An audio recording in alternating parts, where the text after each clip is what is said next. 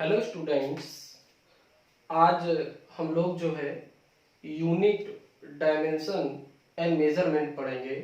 और वो जो पढ़ेंगे जो चैप्टर ना यूनिट डायमेंशन एंड मेजरमेंट, इसको हम लोग पढ़ेंगे जेई और नीट के पॉइंट ऑफ व्यू से पढ़ेंगे। तो पहली चीज, ये रिपीटर बैच के हिसाब से मैं इस लेक्चर को ले रहा हूँ। और जो लोग रिपीटर के हिसाब से पढ़ना चाहते हैं वही लोग इस लेक्चर को अच्छे से देखें। और मैं इसमें जो भी चीज आपको पढ़ाऊंगा वो सारी की सारी चीज आपको क्वेश्चन बेस्ड बताऊंगा आपको, ठीक है ना। तो सबसे पहली चीज, ये एक लेक्चर को देखने से पहले सभी लोग नोटबुक और पेन जरूर ले लीजिएगा। अगर नोटबुक और आप पेन ले लेंगे तो फिर आपको मजा आएगा, बहुत अच्छा और लगेगा। क्योंकि जरूरी है कि नोटबुक और पेन जब हाथ में होता है ना, तो मैं जो क्वेश्चन दूंगा तो वो आप बहुत जल्दी से करेंगे और कोशिश भी करेंगे, तभी मजा आ पाता है, नहीं तो मजा आपको नहीं आएगा। तो चलो हम लोग चालू करते हैं। तो चालू करने से पहले मैं आपको बता देता हूं कि सभी लोग चैप्टर का नाम लिख लें, यूनिट डायमेंशन एंड मेजरमेंट।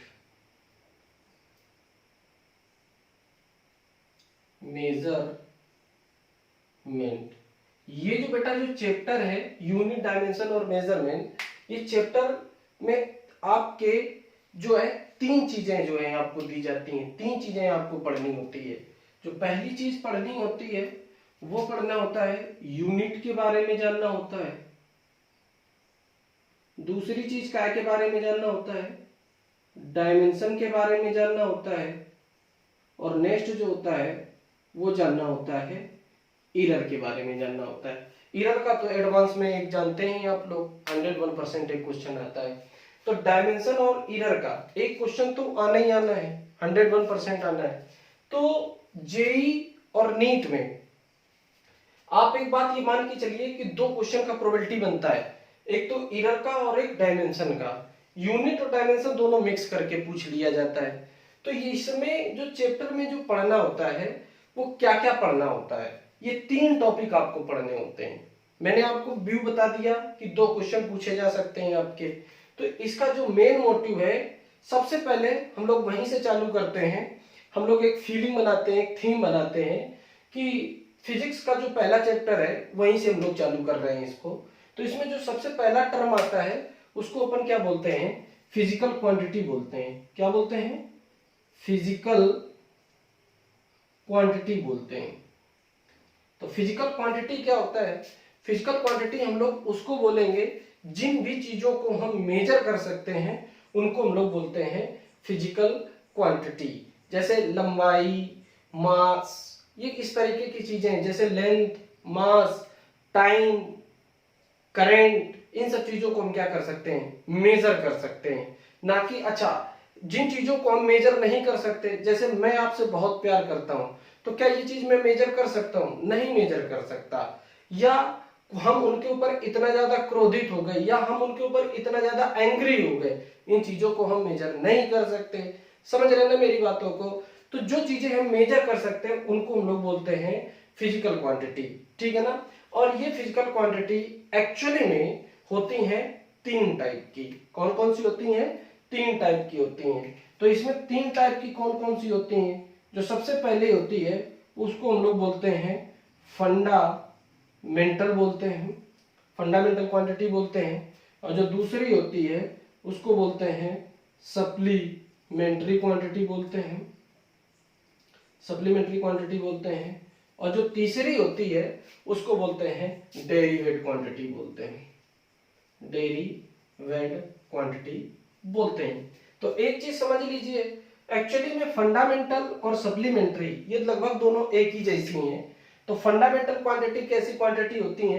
वो क्वांटिटी जो सेल्फ डिपेंड क्वांटिटी होती हैं, वो क्वांटिटी जो सेल्फ डिपेंड क्वांटिटी होती हैं उनको हम लोग बोलते हैं फंडामेंटल। सप्लीमेंट्री क्वांटिटी क्या होती हैं? तो आपको पता है सप्लीमेंट्री क्वांटिटी दो ही रखी गई है यार आपके पास में।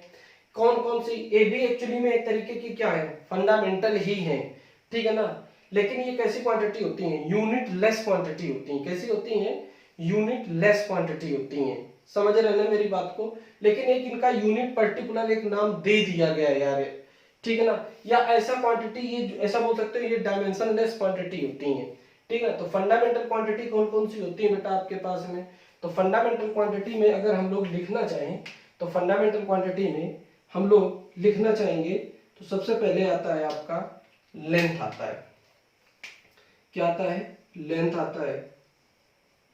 फिर इसके बाद में मास आता है, फिर टाइम आता है, फिर आपका करंट आता है या इलेक्ट्रिक करंट लिखिएगा, फिर आपका टेम्परेचर आता है, और इसके बाद में टेम्परेचर के बाद में आप लिख लीजिएगा लुमिनियस इंटेंसिटी, लुमिनियस इंटेंसिटी, फिर अमाउंट ऑफ सब्सटेंस आता है आपके पास। तो length, mass, time, current, temperature, luminous intensity and amount of substance, ये हो गई आपकी फिजिकल क्वांटिटी, मतलब self depend quantity. Supplementary quantity में कौन कौन आता है आपके पास में? तो सप्लीमेंट्री क्वांटिटी में एक आता है प्लेन एंगल, प्लेन एंगल। दूसरा आता है आपके पास में सॉलिड एंगल।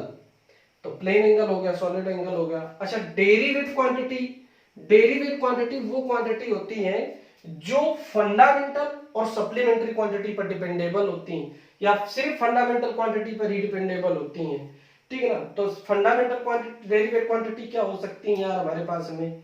तो डेरिवेट क्वांटिटी में आप लिख सकते हैं यार, डेरिवेट क्वांटिटी में आप लिख सकते हैं बहुत ढेर सारी क्वांटिटी है। Speed, acceleration, velocity, force, momentum, इस तरीके की जो भी क्वांटिटी होती हैं डेरिवेट क्वांटिटी होती हैं। तो अब इनके बारे में फंडामेंटल क्वांटिटी में अगर मैं जानने की कोशिश करूं तो लेंथ को अपन कैसे मेजर करते हैं? मीटर से मेजर करते हैं। वैसे अब यूनिट की अगर मैं बात करूं तो यूनिट भी हमारे सिलेबस में कितने तरीके की हैं? हमारे सिलेबस में 3 तरीके की हैं। आपने पढ़ा होगा, एक सीजीएस होता है, एक एमकेएस होता है और एक एसआई होता है, ठीक है ना। तो ये चीजें मैं ऐसा मानता हूं कि आपने पढ़ रखा होगा, ठीक है ना, ठीक है ना। तो लेंथ का यूनिट क्या होता है बेटा हमारे पास में? लेंथ का यूनिट होता है मीटर, और इसको डिनोट करते हैं स्मॉल एम से। मास को केजी से। अच्छा, केजी जब भी लिखें आप तो उसका पहला लेटर क्या होता है? कैपिटल के होता है, तो ये केजी हो गया। टाइम को सेकंड से, करंट को एम्पियर से, या इसको ए से, ठीक है ना। टेम्परेचर को केल्विन से, और लुमिनियस इंटेंसिटी को कैंडिला से। अमाउंट ऑफ सब्सटेंस को, अमाउंट ऑफ सब्सटेंस को मेजर करते हैं अपन लोग मोल से, ठीक है ना। प्लेन एंगल को जो मेजर करते हैं वो होता है रेडियन, क्या होता है? रेडियन। और सॉलिड एंगल, सॉलिड एंगल का क्या होता है? स्टे रेडियन होता है, ठीक है ना। इसी तरीके अब स्पीड का जो यूनिट होता है वो होता है मीटर पर सेकेंड, मीटर पर सेकेंड स्क्वायर। वेलोसिटी का भी क्या होता है? मीटर पर सेकेंड। फोर्स का यूनिट क्या होता है भाई? न्यूटन। फोर्स का यूनिट क्या होता है? न्यूटन। अच्छा, अगर जब कभी भी न्यूटन, अगर आप सिर्फ न्यूटन लिखें स्मॉल लेटर में, या पूरा लिखना चाहते हैं तो पूरा जो अगर लिखेंगे तो एन क्या बनाएंगे? स्मॉल। और अगर आप सिर्फ संकेत देकर के लिखना चाहते हैं तो क्या लिख देंगे? सिर्फ कैपिटल एन लिख देंगे। और मोमेंटम, मोमेंटम का यूनिट क्या होता है भाई? बताओगे क्या आप लोग? तो मोमेंटम का यूनिट होता है किलोग्राम मीटर पर सेकेंड होता है, ठीक है ना। तो ये सारी चीजें हमें बहुत अच्छे से आना चाहिए। तो अब ये अगर चीजें आती हैं हमको, हम डायरेक्ट अब यहां से एंट्री मानते हैं हम लोग डायमेंशन के ऊपर, ठीक है ना। तो डायमेंशन क्या होता है? तो डायमेंशन एक्चुअली में एम टी की पावर में फॉर्म में जो रिप्रेजेंटेशन करने का जो तरीका होता है उसको अपन लोग क्या बोलते हैं, डायमेंशन बोलते हैं। क्या बोलते हैं, डायमेंशन बोलते हैं। ठीक है ना, तो हेडिंग डाल लीजिए आप लोग डायमेंशन। ठीक है ना भाई, तो हेडिंग डालिए आप लोग डायमेंशन। सबसे पहले आप लोग हेडिंग डालिए डायमेंशन, लिख लीजिए डायमेंशन। डायमेंशन, डायमेंशन क्या होता है? डायमेंशन एक्चुअली में क्या होता है कि MLT के फॉर्म में m की पावर x, l की पावर y, t की पावर z की फॉर्म में लिखने के तरीके को हम लोग क्या बोलते हैं, डायमेंशन बोलते हैं। एक्चुअली में डायमेंशन का जो मेन मुद्दा था वो क्या था? मेन मुद्दा ये था कि इसको इसके फॉर्म में क्यों लिखा जाए। तो इसके फॉर्म में लिखने से हमको ये पता चल जाता है कि इसमें कौन कौन सी फंडामेंटल क्वांटिटी अवेलेबल हैं। तो सबसे पहले कुछ हम फंडामेंटल क्वांटिटी की डायमेंशन आपको बता देते हैं, फिर उन्हीं के बेसिस पर हम फिर आपको आगे आपको पढ़ाएंगे। तो सबसे पहले हमें फंडामेंटल क्वांटिटी की डायमेंशन जान लेना चाहिए। ठीक है ना, तो फंडामेंटल क्वांटिटी का जो डायमेंशन है, तो सबसे पहले क्या होता है हमारे पास में, लेंथ। लेंथ, जो लेंथ को अपन काय में मेजर करते हैं, मीटर में। ठीक है ना, तो और इसका जो डायमेंशन होता है वो होता है कैपिटल एल होता है। ठीक है ना। अच्छा, जब भी डायमेंशन लिखें तो बड़े ब्रैकेट में ही लिखें। फिर लेंथ के बाद में मास आता है। मास को काय में मेजर करते हैं, केजी में। और इसका जो डायमेंशन होता है वो होता है कैपिटल एम। मास के बाद में हम टाइम को काय में मेजर करते हैं अपन, सेकेंड में।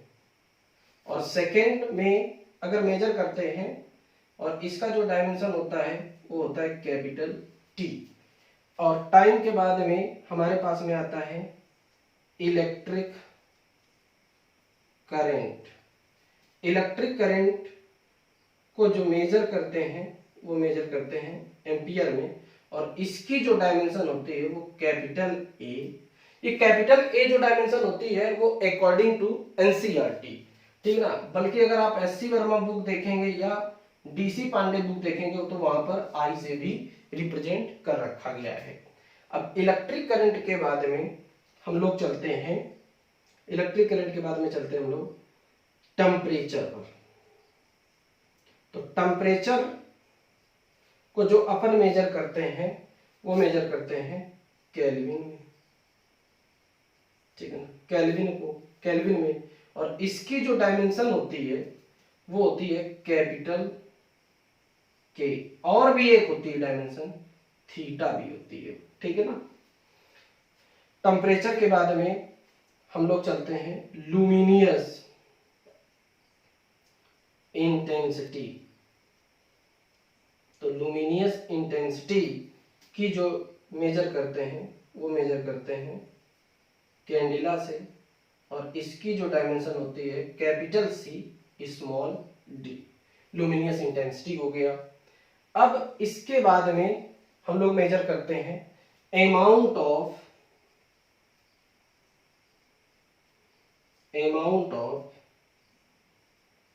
सब्सटेंस।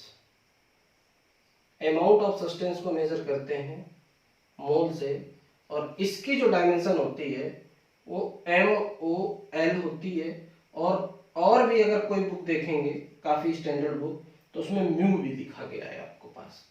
ठीक है ना, तो इतनी डायमेंशन आपको आना चाहिए। कितनी डायमेंशन आना चाहिए?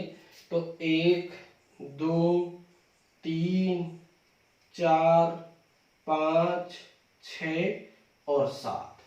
तो 7 डायमेंशन अगर आपको अच्छे से आती हैं तो आप डायमेंशन के बारे में बहुत अच्छे से समझ सकते हैं। दूसरी चीज, अब डायमेंशन के बारे में हम लोग कुछ चीजें समझ लेते हैं। तो डायमेंशन में बेटा हमेशा आप याद रखें कि डायमेंशन कोई भी ट्रिग्नोमेट्रिक अगर फंक्शन हो, एनी ट्रिग्नोमेट्रिक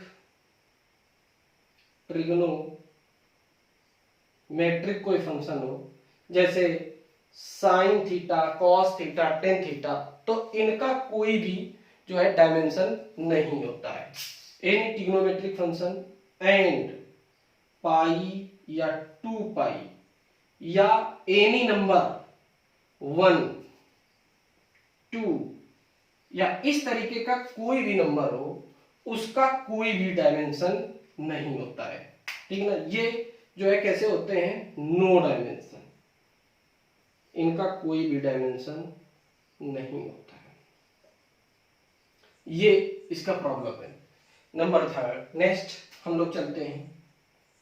हम डायमेंशन से कर क्या कह सकते हैं, तो डायमेंशन में जब भी कोई भी फार्मूला लिखा हो, डायमेंशन में जब भी कोई फार्मूला लिखा हो, जैसे मान लो लिखा हो तो C is equal to A plus B लिखा हो, तो जो डायमेंशन A का होगा, जो डायमेंशन A का होगा वही डायमेंशन का होगा, B का होगा।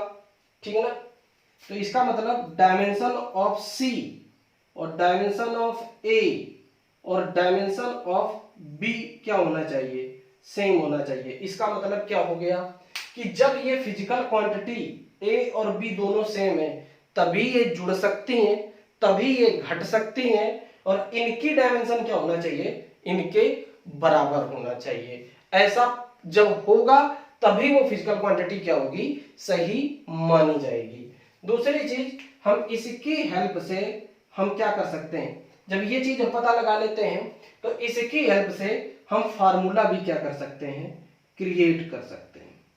फार्मूला भी क्या कर सकते हैं, क्रिएट कर सकते हैं, फार्मूला भी बना लेते हैं अपन लोग। ठीक है ना, तो ये सारी चीजें क्या है, डायमेंशंस के कुछ रूल और रेगुलेशन है, जिनको मैं न्यूमेरिकल के जरिए से आपको एक एक चीज के बारे में बताऊंगा अच्छे से। ठीक है ना, तो इसको बेटा आप लोग अच्छे से स्क्रीनशॉट ले लीजिएगा या नोट कर लीजिएगा, और फिर अब मैं चलता हूं सीधे न्यूमेरिकल पर चलता हूं। ठीक है ना, तो इनको आप लोगों ने नोट कर लिया होगा मेरे हिसाब से। ठीक है, तो अब चल रहे हैं हम लोग न्यूमेरिकल के बेसिस पर चलते हैं, क्योंकि अब मेन बात आती है, मुद्दा न्यूमेरिकल की आती है। तो न्यूमेरिकल जब आएगा तभी हम सारी चीजें क्या कर पाएंगे, क्लियर आपको कर पाएंगे अच्छे से। ठीक है, तो चलो चालू करते हैं, न्यूमेरिकल चालू करते हैं। तो न्यूमेरिकल सबसे फेमस न्यूमेरिकल जो आप लोग हमेशा पढ़ते चले आए, find the dimension of G, find the dimension of capital G. ये बहुत बार क्वेश्चन क्या किया जा चुका है, पूछा जा चुका है, find the dimension of capital जी। तो अगर बेटा कैपिटल जी का डायमेंशन आप फाइंड आउट करना चाहते हैं, तो सबसे पहली चीज हमें एक वो फार्मूला पता होना चाहिए जिसमें ये कैपिटल जी आता हो। कैपिटल जी क्या है, यूनिवर्सल फोर्स कांस्टेंट है। क्या है, यूनिवर्सल फोर्स कांस्टेंट है। समझ रहे हैं मेरी बात को? तो आपने क्लास 9th में ही एक फार्मूला पढ़ा होगा बहुत अच्छे से। कौन सा फार्मूला पढ़ा होगा आपने, F is equal to G m1m2 by R square. हमेशा वो ही फार्मूला आप यूज करें जिसके बारे में आप बहुत अच्छे से जानते हैं। अगर नहीं जानते हैं तो फिर आपको दिक्कत हो जाएगी। ठीक है ना, तो F is equal to G m1m2 by R square. तो अपन हमें जी का डायमेंशन चाहिए ना, तो जी का डायमेंशन के लिए अपन क्या लिख सकते हैं, G is equal to F R square upon m1 m2 लिख सकते हैं। लिख सकते हैं कि नहीं लिख सकते हैं, एनी डाउट, कोई प्रॉब्लम? तो अब फोर्स का डायमेंशन क्या होता है, ये तो आपने पढ़ा ही होगा क्योंकि आप रिपीटर बैच से हैं। तो फोर्स का डायमेंशन क्या होता है बताओ बेटा। तो फोर्स का डायमेंशन अगर आपको नहीं पता है तो आप लिख लीजिए, फोर्स का डायमेंशन होता है mlt-2 होता है। ठीक है ना, अब r क्या है, यहां पर distance between the m1 and m2, तो डिस्टेंस चाहे कोई भी हो, तो r स्क्वायर का डायमेंशन क्या है बेटा, l स्क्वायर, और m1 और m2 क्या है, मास है। तो m1 का डायमेंशन और या m2 का डायमेंशन जो है वो तो मास है ना, तो इसका डायमेंशन क्या हो जाएगा, m। पुटिंग दिस वैल्यू, तो अगर हम ये दोनों वैल्यू पुट कर दें तो हमारा काम हो जाएगा, इजीली हो जाएगा।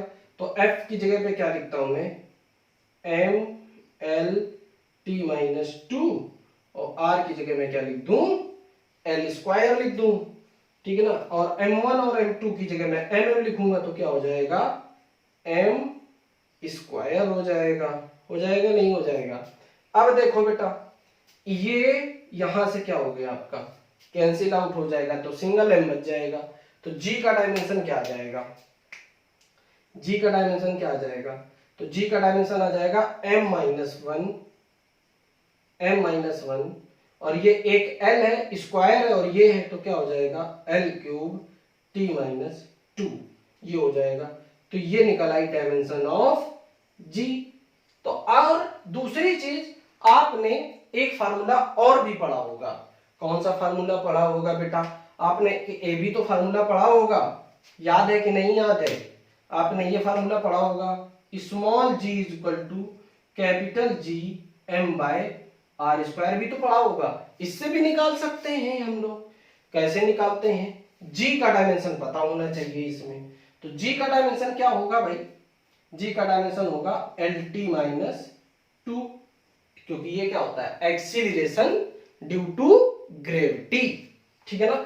तो अब g का डायमेंशन निकाल लिया आपने, तो और m का ऑलरेडी मुझे पता ही है, m क्या है मास, r का तो मुझे पता ही है। तो अपन इसको ऐसे लिख सकते हैं क्या, G R square upon capital M is equal to G. तो अब इसका डायमेंशन लिख दो, g का डायमेंशन आपको चाहिए तो अपन यहां से भी निकाल सकते हैं, LT माइनस 2, r की जगह क्या लिख सकते हैं, l स्क्वायर अपॉन क्या लिखते हैं, m लिख दें। तो ये हो गई डायमेंशन ऑफ g, निकल आई ना। तो g का डायमेंशन क्या निकल आएगा बेटा, देखो जरा अच्छे से देखो, तो देखो m ऊपर चला जाएगा तो ये क्या हो जाएगा, m माइनस 1, और ये क्या हो जाएगा आपके पास, l क्यूब t माइनस 2 हो जाएगा। तो ये डायमेंशन ऑफ कैपिटल G निकल आया। तो जो भी तुम्हें फार्मूला आपको याद होना चाहिए अच्छा सा, कोई भी आपको, इसके अलावा भी अगर बहुत ढेर सारे फार्मूले जिसमें G आता है, अगर आपको वो सही ढंग से फार्मूला याद है तो आप आराम से निकाल सकते हैं। अगर नहीं याद है तो फिर आपको निकालने में क्या हो जाएगी, दिक्कत आ जाएगी। समझ रहे ना मेरी बातों को। तो चीजों को पकड़ना है बहुत अच्छे से, अगर आप चीजों को पकड़ना सीख गए अच्छे से तो आपको मजा आ जाएगा, ठीक है ना। अब इसके बाद में हम दूसरे पे चलते हैं, दूसरा कुछ निकालते हैं डेटा। दूसरा देखो बहुत अच्छे से देखो। अब कभी कभी आपसे पूछ लेता है कि find the dimension of B. अच्छा, ये जी को क्या बोलते हैं, यूनिवर्सल ग्रेविटेशनल कांस्टेंट बोलते हैं। अगर पूछ दिया जाए तुमसे find the dimension of B, तो बी क्या है बताइए, बी किस फिजिकल क्वांटिटी को रिप्रेजेंट करती है। तो बी जो है किस फिजिकल क्वांटिटी को रिप्रेजेंट करती है, वो रिप्रेजेंट करती है मैग्नेटिक फील्ड को रिप्रेजेंट करती है। किसको रिप्रेजेंट करती है, मैग्नेटिक फील्ड को रिप्रेजेंट करती है। तो मैग्नेटिक फील्ड को अगर रिप्रेजेंट करती है तो अब बताओ डायमेंशन मैग्नेटिक फील्ड की क्या होगी, बता सकते हैं आप लोग, बताइए जल्दी बेटा। तो अब हमें एक ऐसा फार्मूला लो कि जिसमें बहुत जल्दी बी का वैल्यू आ जाए। होता तो बहुत है। अब बायो-सावर्ट लॉ अगर आप लगाएंगे तो बायो-सावर्ट लॉ में अगर आपने पढ़ा होगा तो वो क्या होता है, B is equal to mu naught upon 4 pi I DL sine theta by R square. अब जो तुम्हें इसमें प्रॉब्लम आने वाली बात है वो क्या हो जाएगी, म्यू नॉट की तो तुम्हें डायमेंशन है नहीं पता होगी, तो कैसे निकाल पाओगे, बड़ी दिक्कतें हो जाती हैं ना। तो ऐसा फार्मूला चूज करो जिसमें आपको बड़ा इजीली से सब चीजें पता चल जाएं। तो आपने एक फार्मूला पढ़ रखा होगा, F is equal to ILB पढ़ रखा होगा, जहां पर F क्या है, फोर्स, I क्या है, करेंट, L क्या है, length of the conductor, B क्या है, मैग्नेटिक फील्ड है। तो अब मैं क्या लिख सकता हूं, B is equal to F upon I L लिख सकता हूं।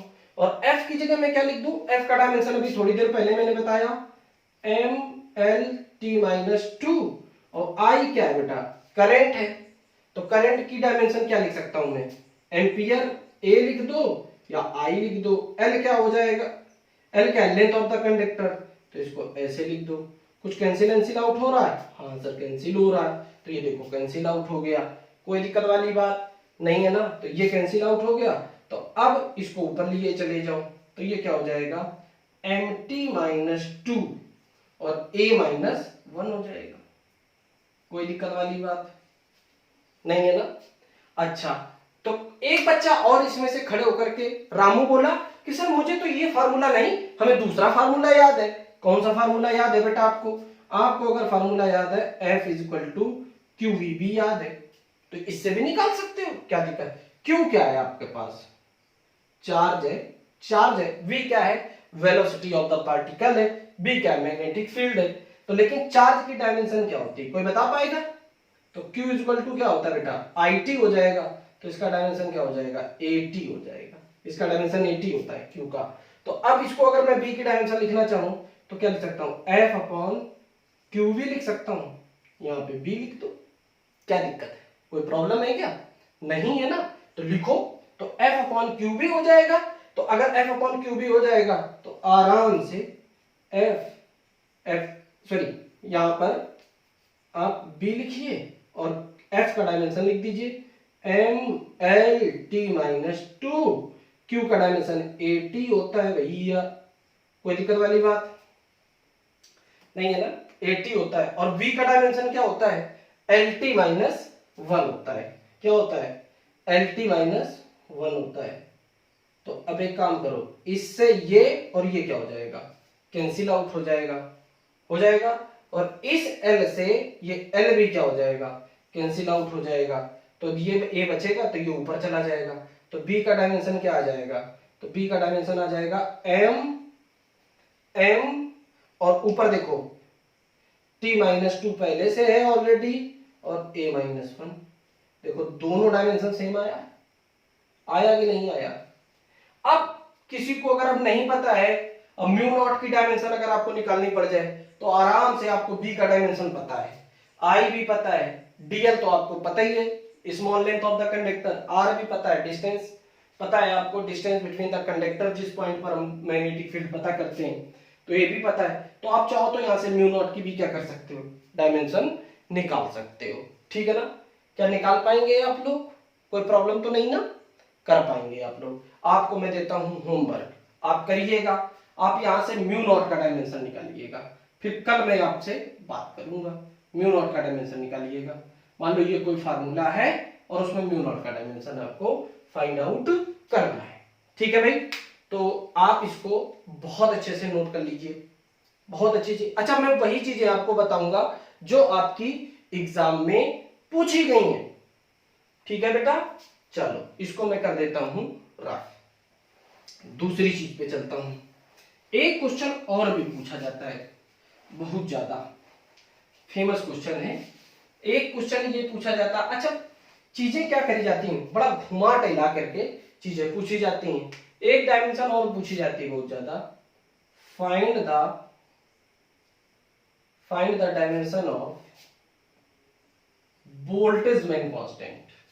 स्मॉल के होता है ना बोल्टेजमैन कांस्टेंट, आप बताइए बोल्टेजमैन कांस्टेंट की डायमेंशन क्या होती है, बताइए जल्दी से। बोल्टेजमैन कांस्टेंट की डायमेंशन बताइए क्या होती है। तो बोल्टेजमैन कांस्टेंट के लिए सभी को फार्मूला पता है, तो K is equal to R by N। अब R क्या है, N क्या है, अब ये चीज अगर कोई आदमी भूल गया तो अब भैया वो बोल्टेजमैन कांस्टेंट की डायमेंशन यहां से तो नहीं निकाल पाएगा। लेकिन एक फार्मूला है जो बहुत इजीली आप निकाल सकते हैं। आपने पढ़ा होगा काइनेटिक थ्योरी ऑफ गैसेस में पढ़ा होगा, कौन सा फार्मूला पढ़ा होगा, E is equal to 3/2kT, जहां पर E क्या है, एनर्जी, K क्या है बोल्टेजमैन कांस्टेंट, T क्या है टेम्परेचर। तो भी यहां से आराम से निकाल सकते हैं। अब इसकी डायमेंशन निकाल पाओगे क्या? 3/2 की तो डायमेंशन निकलेगी नहीं। निकल पाएगी क्या बेटा? नहीं निकलेगी। तो k इज इक्वल टू अपन क्या लिख देंगे? Dimension of k is equal to dimension of e divide by dimension of t। कोई दिक्कत वाली बात? तो e का डायमेंशन क्या हो जाएगा? ml square t minus 2 divide by क्या लिख दें? t। t मतलब टेम्परेचर। तो टेम्परेचर का डायमेंशन क्या होता है? टेम्परेचर का डायमेंशन k होता है, कैपिटल K। तो अगर आप मैं इसको सही ढंग से लिखना चाहूं तो मैं लिख सकता हूं ml स्क्वायर t माइनस 2 और k यहीं पे लिख देता हूं, यहीं पे k माइनस 1। तो ये डायमेंशन ऑफ k निकल आया। कोई दिक्कत वाली बात? समझ रहे हैं ना मेरी बातों को? अच्छे से नोट कर लो इसको, ठीक है ना? तो ये सब चीजें हैं। अगर नहीं पता था ये वाला फार्मूला तो हमें ये वाला फार्मूला पता तो हमने यहां से निकाल लिया, क्या दिक्कत है? अब ये बड़ा कंजेस्टेड हो जाता है। अब यहां से हमें आर की नहीं पता, यूनिवर्सल गैस कांस्टेंट की, तो फिर दिक्कत आती है हमारे सामने। समझ रहे ना मेरी बातों को? तो चीजें जो हमें नहीं पता है तो हमें यूनिट और डायमेंशन में वो फार्मूला पिक करना है, वो फार्मूला पिक करना है जिसके बारे में हमें बहुत अच्छे से नॉलेज है, ठीक है ना? तो बहुत इजी चैप्टर होता है एक्चुअली में। अगर आप चाहें तो सब चीजें क्या कर सकते हैं? सॉल्व कर सकते हैं। तो इसको नोट कर लो यार आप लोग अच्छे से। चलो फिर मैं आपको दूसरा कुछ बताता हूं, ठीक है ना? कर लिया होगा यार आपने। अब एक क्वेश्चन, बहुत बेहतरीन क्वेश्चन है जो आपका एग्जाम में पूछा जा चुका है। फाइंड द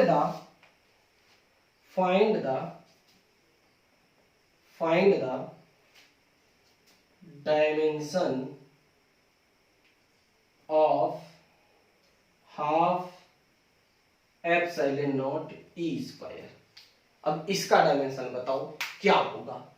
अब सबसे बड़ी दिक्कत वाली बात ये कि एप्सिलॉन नॉट तो तुम्हें पता है, ई भी पता है आपको, लेकिन अब ई अगर तुम्हें पता है, कभी कभार एप्सिलॉन नॉट नहीं पता हमको, तो एप्सिलॉन नॉट का डायमेंशन निकालने में आपको क्या हो जाएगी बेटा? बहुत दिक्कत आएगी।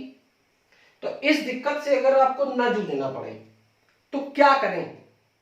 हमें पता है ना, हम अगर इस चीज से ना जूझना पड़े तो बड़ा बेसिक सा टर्म है, इसको फार्मूला इलेक्ट्रोस्टैटिक्स में बताया जाता है कि ये फार्मूला काहे का है? एनर्जी डेंसिटी का है। काहे का फार्मूला? एनर्जी डेंसिटी का है। एनर्जी डेंसिटी का है फार्मूला। एनर्जी डेंसिटी मतलब क्या होता है? एनर्जी पर यूनिट वॉल्यूम होता है। एनर्जी डेंसिटी का मतलब क्या होता है? एनर्जी पर यूनिट वॉल्यूम होता है। अब एनर्जी पर यूनिट वॉल्यूम का मतलब क्या हो जाएगा? इसको अपन ऐसा भी लिख सकते हैं, U अपॉन V भी लिख सकते हैं। U upon V। V क्या है? यहां पर वॉल्यूम है और U क्या है? एनर्जी है, ठीक है ना?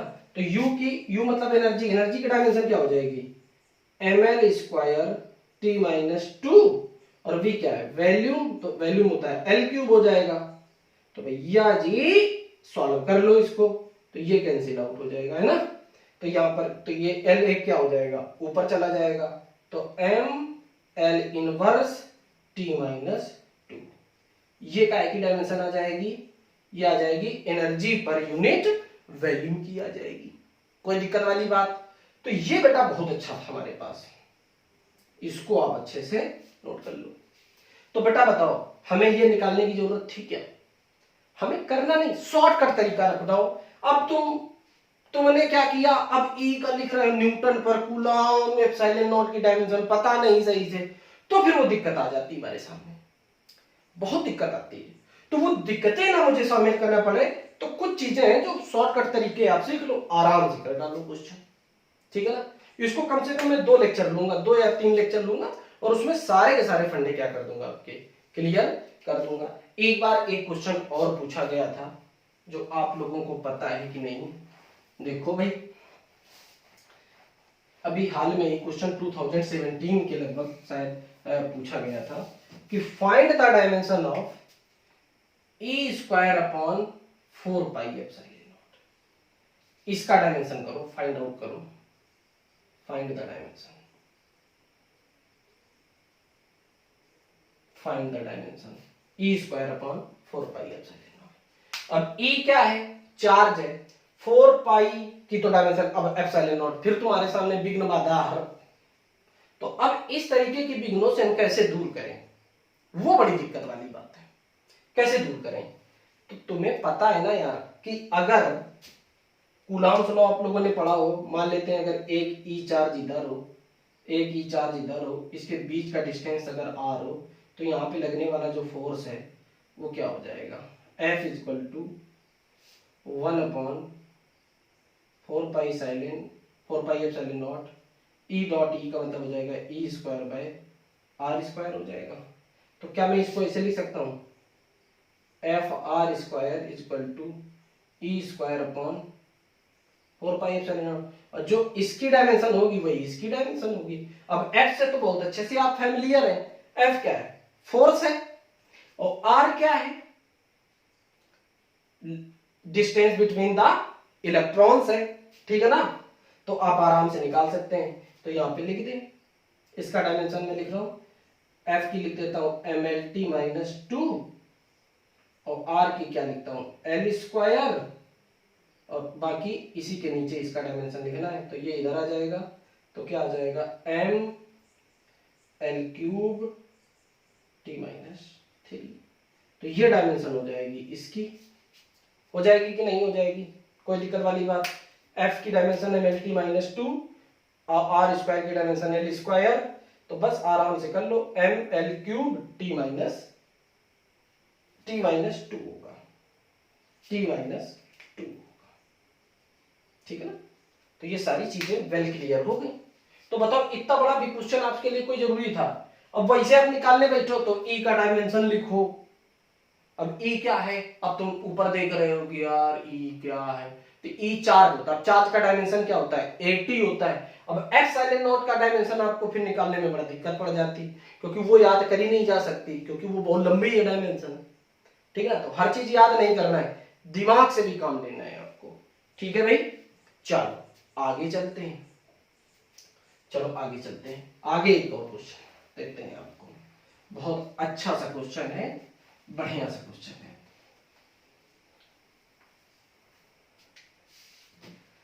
इफ, क्वेश्चन देखो भाई, इफ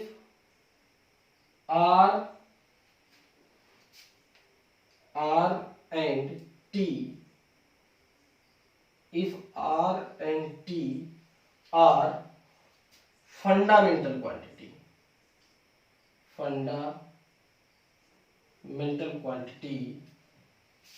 then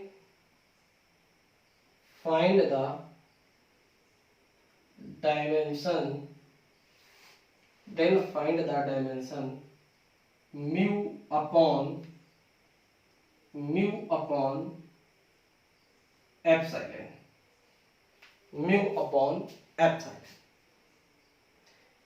क्या पूछा गया है आपसे, if R and T, R क्या है जहां पर रेजिस्टेंस है, टी क्या है टाइम है, और ये आपकी क्या है फंडामेंटल क्वांटिटी है, तो then find the dimension of mu upon epsilon. इसका डायमेंशन बताओ क्या होगा, बताइए जल्दी से। कोशिश करेंगे तभी कुछ कर पाएंगे, नहीं तो आप कुछ नहीं कर पाएंगे। बड़ा प्रॉब्लम वाली बात, प्रॉब्लम नहीं होना चाहिए, होना चाहिए प्रॉब्लम। बताओ भाई अच्छे से, जल्दी बताइए, नहीं होना चाहिए ना, बताइए जल्दी से बेटा। निकालना है ना डायमेंशन आपको, तो निकालना पड़ेगा आपको डायमेंशन। तो क्या करें बताओ। बेसिक टर्म में आप लोगों ने पढ़ा होगा यू, आपने एक फार्मूला पढ़ा होगा। अब म्यू और एप्सिलॉन नॉट की डायमेंशन पता नहीं, तो आपने एक फार्मूला पढ़ा होगा, U equal to B upon 2 mu पढ़ा है। U क्या है, जहां पर एनर्जी डेंसिटी है, एनर्जी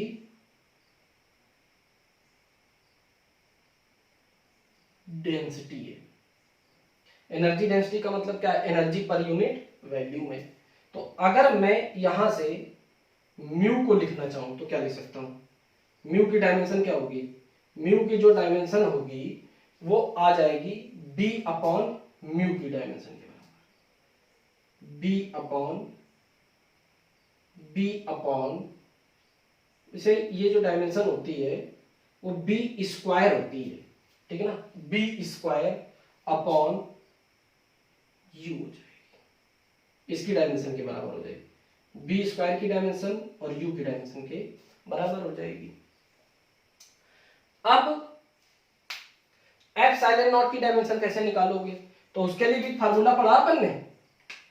यू क्या है? वही energy density per unit volume, half epsilon naught E square. तो इसकी डायमेंशन कैसे लिखोगे बेटा? तो इसकी डायमेंशन आप ऐसे लिख सकते हो, epsilon naught is equal to क्या लिख सकते हैं बोलो बेटा? u upon E square. अब बताओ, म्यू अपॉन एप्सिलॉन नॉट की चाहिए तो ये दोनों इक्वेशन मान लो, तो इसके नीचे डिवाइडेशन कर दो, इसके नीचे भी डिवाइडेशन कर दो, तो ये क्या हो जाएगा? यू का मल्टीप्लाई हो जाएगा, ये आपका ऊपर चला जाएगा, ठीक है ना। तो अगर मैं इसको क्या ऐसे लिख सकता हूं, म्यू अपॉन एप्सिलॉन नॉट या एप्सिलॉन ही लिखूंगा, एप्सिलॉन इज इक्वल टू क्या हो जाएगा? बी ई, और ये यू का भी तो मल्टीप्लाई हो जाएगा, तो ये हो जाएगा यू, इसका होल स्क्वायर लिख दो, कोई दिक्कत वाली बात है? अब इसको जरा थोड़ा सा समझने की कोशिश करिएगा। अब यहां पर हम यूनिट की हेल्प ले लेते हैं थोड़ा सा।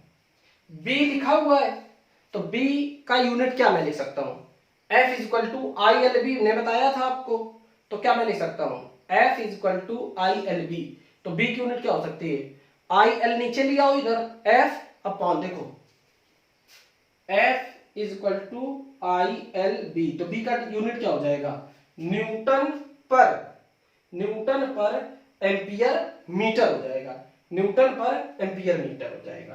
तो मैं वही लिख रहा हूं, Newton upon ampere per metre. अब E का डायमेंशन लिखो भैया, E की डायमेंशन लिखो, क्या हो जाएगी? तो E की डायमेंशन होती है न्यूटन पर कूलम होती, ये भी लिख लिया अपन ने। अब U क्या है?